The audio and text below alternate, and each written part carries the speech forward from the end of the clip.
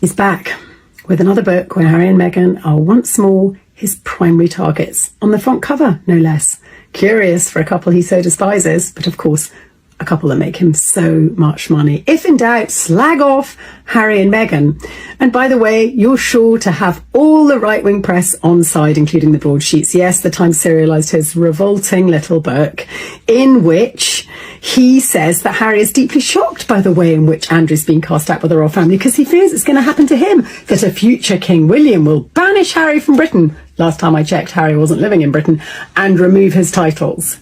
Absolute unfounded poppycock, and deeply worrying that Bauer and his British press cheerleaders feel that Andrew is somehow an equivalent to the Sussexes. And where was he when all the Andrew revelations came out? Pray why did Tom Bauer stay so silent? Did it make him feel uncomfortable? That was Tessa Dunlop absolutely dismantling Tom Bauer and the British tabloid ecosystem that seems to wake up every single morning asking itself one very important, very profitable question. How can we blame Prince Harry and Meghan, Duchess of Sussex, for something today? And listen, I know the royal commentariat likes to pretend they're conducting serious historical analysis. They put on their reading glasses, use impressively long words, reference sources close to the palace with grave authority, and suddenly we're supposed to believe we're watching a BBC documentary on the fall of the Roman Empire. But Tessa Dunlop just walked into that performance, grabbed it by the collar, and said, "Let's be brutally honest about what's actually going on here." Just as Tessa Dunlop pointed out, Tom Bauer is back with another book. Another one! And guess who is right there prominently featured on the front cover? Harry and Meghan. Now pause right there for a second. Stop. Think about the logic being employed here. These are supposedly the people Bauer despises with every fiber of his being. The people he says are actively damaging the monarchy. The people he claims the British public is tired of hearing about, exhausted by. And yet somehow, magically, mysteriously, they are also the marketing strategy, the selling point, the faces that move books off shelves. You couldn't write a better contradiction if you sat down and deliberately tried to create one. It's like someone saying they absolutely hate pizza, they despise pizza, pizza is ruining society, while simultaneously opening their third pizza restaurant and putting pictures of pizza on every billboard they can afford. And that's exactly what Dunlop called out with surgical precision. Her point was simple, direct, and honestly kind of devastating in its simplicity. If in doubt, slag off Harry and Meghan, because the British right-wing press will back you up instantly, the headlines will write themselves automatically, the outrage cycle will spin predictably, and the books will sell reliably. It's a formula, a proven, tested, profitable formula. Now, I know some people will clutch their pearls dramatically at that observation. They'll say, oh no, this isn't about profit. This is about accountability. This is about serious journalism. This is about holding public figures to account. Sure, absolutely. And I'm the Queen of Denmark. Let's not pretend the British tabloid economy hasn't discovered and perfected its most reliable revenue stream over the past few years. The formula is beautifully simple. Step 1, publish something dramatic, shocking, or controversial about Harry and Meghan. Step 2, watch the outrage explode across social media and comment sections. Step 3, schedule a morning panel debate about it with 4 people who will argue loudly. Step 4, write 3 follow-up columns analyzing the reaction to the original story. Step 5, do a week in review segment summarizing all the above. Congratulations! You now have a full week of content generated from one story about 2 people living in California. And apparently, Tom Bauer's latest book continues that exact formula without deviation or shame. Because one of the specific claims Dunlop highlighted from the book is, honestly breathtaking in its imagination and creative speculation. According to the narrative being pushed in this book, Harry is supposedly deeply shocked and disturbed by the treatment of Prince Andrew and fears something similar could happen to him. The implication being presented is that one day, when Prince William eventually becomes king, he might banish Harry from Britain permanently and strip him of his remaining titles. Now, I want you to think about that claim for a moment. Really sit with it. Because Dunlop did. And her reaction was basically the intellectual, historian version of someone slowly lowering their reading glasses and asking with perfect calm, "Are we serious right now? Are we actually doing this?" She called the claim absolute, complete, unfounded poppycock. And honestly, that might be the most polite, most British way anyone has ever described that level of wild speculation masquerading as insight. Let's start with the most obvious problem with this entire narrative. Harry already doesn't live in Britain. He moved years ago, in 2020. He packed up his family, he flew across the Atlantic Ocean, he bought a house in California, he started a completely different life. You cannot banish someone who has already packed their bags, booked their flights, moved their furniture, and established residence on another continent. That's not banishment. That's not exile. That's just geography. That's a voluntary choice already made. It's like someone threatening to kick someone out of a party they left 3 hours ago, drove home, changed into pajamas, and are now watching Netflix. But the part that really raised Dunlop's eyebrows, and should raise everyone's, was the comparison being made between Harry's situation and Andrew's situation. Because those two situations could not possibly be more different if they actively tried. Andrew's fall from public life and royal duties came after years of scandal connected to the late convicted sex offender Jeffrey Epstein in a civil lawsuit brought by Virginia Giuffre. That controversy, those allegations, that lawsuit forced Andrew to step back from royal duties entirely. He lost his military titles. He lost his patronages. He essentially disappeared from public royal life. Harry and Meghan leaving royal duties? That came after a breakdown in their relationship with the institution, concerns about mental health, media racism, and lack of institutional support. Those are not parallel stories. They don't even belong in the same chapter of the same book about the same family. Yet somehow, the royal commentary machine keeps desperately trying to merge them into one narrative, trying to create connections that don't exist. Why? Why force this false comparison? Because dramatic comparisons generate clickable headlines, and headlines sell books to people who want to feel outraged or vindicated. Which brings us to the moment in Dunlop's clip where she really sharpened the knife and asked the question that matters. She asked, very simply, very directly, where was Tom Bower when the Andrew revelations first came out? Where was the book then? Why the silence about that? Why the thunder now about Harry? That question hangs in the air for a very specific reason, because it points to something people watching the royal media landscape closely have noticed for years now. Criticizing Harry and Meghan is easy. It's safe. It's profitable. It doesn't upset the palace communications office. It doesn't upset the tabloid ecosystem that depends on palace access. Everyone involved in that industry knows the formula works and pays bills. But going after certain figures still inside the royal establishment, still protected by the institution, that can get complicated. That can affect access. That can create problems. And Dunlop clearly wasn't interested in pretending otherwise or dancing around that reality, which is probably exactly why her clip exploded across social media and got shared thousands of times. Because every now and then, not often, but occasionally, someone inside the British commentary world actually says the quiet part out loud. Someone breaks the fourth wall. Someone points at the machine itself rather than participating in its performance. And when that happens, people notice. People pay attention. People share it. Now, here's where things get even more interesting and where this story takes another turn. Because Dunlop's post didn't just circulate on its own among royal watchers and media critics.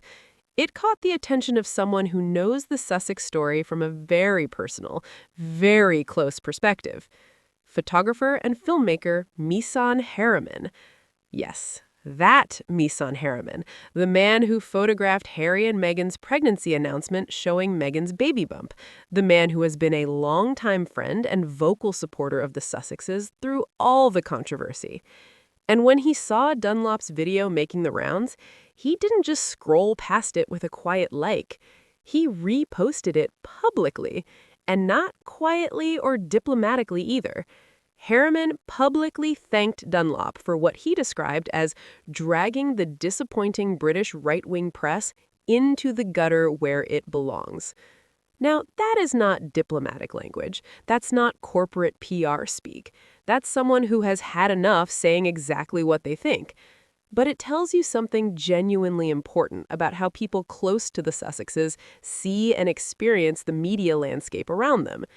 Because from their perspective, from the perspective of Harry, Meghan, and their friends who watch this happen constantly, the pattern has been obvious and exhausting for years. Harry and Meghan leave the monarchy. They step back from royal duties. They move thousands of miles away across an ocean. They build their own projects through Archwell. They build their own family life in California. They build their own careers through Netflix and other partnerships. Yet the British press continues producing an absolutely constant, unrelenting stream of speculation about them. Books, multiple books per year, opinion columns, daily opinion columns from the same writers, television debates on morning shows, panel arguments on evening news, think pieces in magazines, podcasts dedicated entirely to criticizing them. Every single week, there seems to be another prediction about their titles being stripped, their popularity collapsing, their marriage falling apart, their exile becoming permanent, their regret consuming them. At some point, and we passed this point long ago, you start wondering whether the media industry itself might have developed a tiny little dependency problem. An addiction, if we're being honest. Because here's the uncomfortable truth that nobody in that industry wants to acknowledge. The Sussexes generate engagement. Massive, reliable engagement. Every time their names appear in a headline, people click. The numbers don't lie. Some click because they support Harry and Meghan and want updates. Some click because they dislike them and want ammunition for arguments.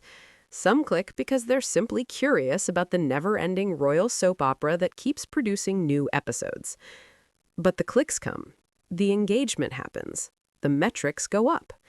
And in modern media economics, in the digital attention economy, clicks are currency. Engagement is revenue. Outrage is profit. So the cycle continues endlessly, perpetually. Another book gets published, another headline gets written, another dramatic prediction about the future of the monarchy gets made, another panel debate gets scheduled. And then someone like Tessa Dunlop comes along and calmly, methodically points out the massive contradiction sitting in the middle of it all, impossible to miss once you see it.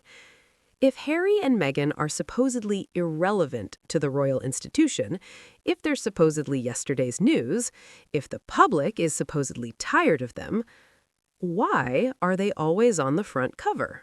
Why do they dominate royal coverage? Why do books about them sell?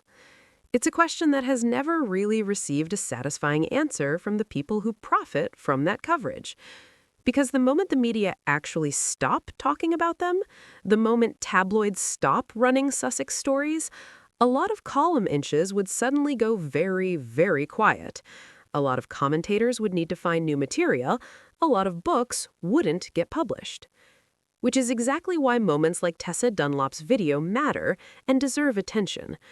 Not because they suddenly solve the royal drama overnight. Let's be realistic and honest here. The monarchy has been surrounded by gossip, scandal, and tabloid coverage for centuries, One historian calling it out publicly isn't going to end the industry overnight or transform the business model. But it does disrupt the narrative. It creates a crack in the facade. It reminds people watching that the story being sold to them isn't always the whole story, isn't always accurate, isn't always motivated by truth-seeking. And it exposes the strange, glaring paradox at the center of this entire multi-year saga. The people who claim most loudly that Harry and Meghan are irrelevant keep building entire careers talking about them, writing about them, analyzing them, speculating about them. It's the media equivalent of shouting, "I don't care about you," while writing a 400-page book dedicated entirely to someone. Human beings are fascinating creatures when you study their behavior. They can insist they're tired of a topic while simultaneously producing an endless stream of content about that exact topic. They can claim someone is irrelevant while making them the centerpiece of their business model. They can say nobody cares while proving through their own actions that huge audiences do care. And every once in a while, someone like Tessa Dunlop posts a clip that forces everyone to pause and look at the machine itself, rather than getting lost in the noise it produces. Not the gossip, not the speculation, not the dramatic predictions. The machine, the system, the business model. The one that turns outrage into headlines, and headlines into profit, and profit into more outrage in a self-sustaining cycle. And judging by how quickly that clip spread across social media, thousands of shares, hundreds of thousands of views, trending across platforms, a lot of people were ready to hear someone say it. A lot of people have been noticing this pattern. A lot of people have been feeling this contradiction. A lot of people have been waiting for someone with credibility to point it out directly. Because sometimes the most powerful commentary isn't the loudest voice in the room shouting over everyone. It's the person calmly, methodically pointing out the obvious thing everyone can see, but nobody wants to acknowledge. Harry and Meghan left the institution. They moved to California. They built independent lives.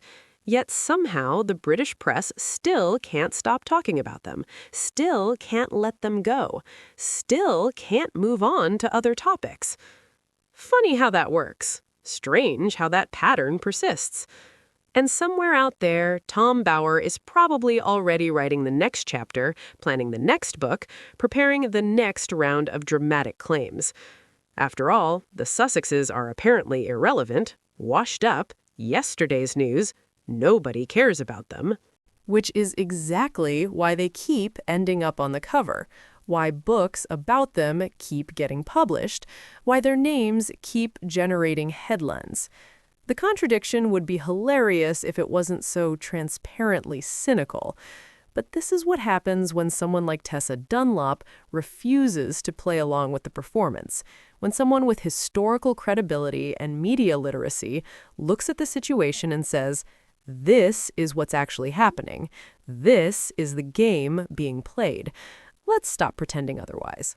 And when someone like Misan Harriman amplifies that message from his platform, thanking her for dragging the disappointing press into the gutter, it shows that people close to the Sussexes are done being quiet about this pattern. They're done pretending the coverage is fair or balanced. They're done acting like this is normal journalistic practice. They're done staying silent while the machine keeps churning. Because from where they sit, from where Harry and Meghan sit, from where their friends sit, they've watched this happen for years now with no signs of stopping. They've watched speculation presented as fact. They've watched anonymous sources quoted as gospel. They've watched their lives turned into content for an industry that profits from controversy. And every now and then, someone says enough. Someone points out that the emperor has no clothes. Someone breaks the fourth wall. Will this change anything fundamentally? Will Tom Bower suddenly stop writing books? Will tabloids suddenly discover ethics and restraint? Of course not. Let's be realistic. But moments like this matter because they create cracks in the narrative. They give people permission to question what they're being told. They expose the mechanics of the machine. And when enough people start noticing the pattern, start questioning the contradiction, start seeing through the performance, that's when things can actually begin to shift. Not overnight, not dramatically, but gradually, steadily. Because once you see it, once you see that the people claiming Harry and Meghan are irrelevant can't stop talking about them, you can't unsee it. Once you notice that every book claiming they're finished still puts them on the cover, you can't unknow it. Once you recognize the formula, outrage, headlines, panels, columns, repeat, you can't forget it. And that's what Tessa Dunlop did with one simple, clear, devastatingly accurate observation. She pointed out that Tom Bower's book features the people he supposedly despises right there on the cover. Because they sell, because people click, because the formula works. And Misan Harriman amplified that truth because he's watched it happen to his friends for years, and he's done pretending it's anything other than what it is. So here we are. Another book, another round of coverage, another cycle of outrage. But this time, with more people noticing the contradiction, more people seeing through the performance, more people questioning whose interests this really serves. And sometimes that's how change begins. Not with a dramatic revolution, but with someone calmly pointing out what's been obvious all along. Harry and Meghan left. The press won't let them go, because letting them go would mean losing the most profitable story in royal media. That's not speculation.